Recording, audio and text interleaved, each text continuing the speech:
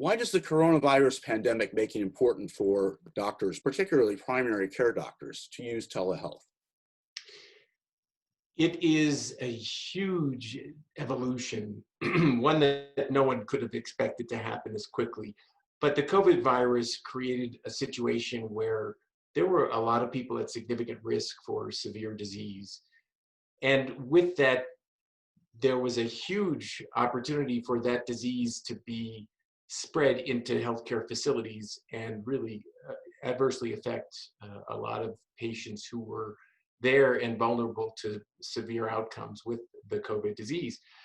So the initial impetus really was to be able to screen patients who were having respiratory issues, flu, cold, anything like that, to make sure that they were either qualifiable or not as a candidate for that COVID virus, and to keep them away from emergency rooms where there might be more vulnerable patients just showing up, and away from the facilities where they might end up spreading inadvertently a disease they weren't even aware they had.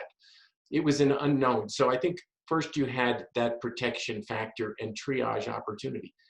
Then, of course, you had the next phase, which was, well, at that point, people were getting to be a little nervous about going to a physician office, but may have either acute or more chronic issues that they really did need to have followed up, whether it was with an exacerbation or a problem that really needed to be screened.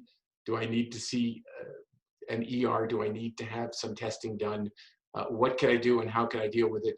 And I want to talk to you, my doctor. So there was that level of immediacy that really needed to be responded to as well. And of course, as time has gone on, there have been other issues, certainly as we realize that, well, it's not going to be so easy to get you into my office.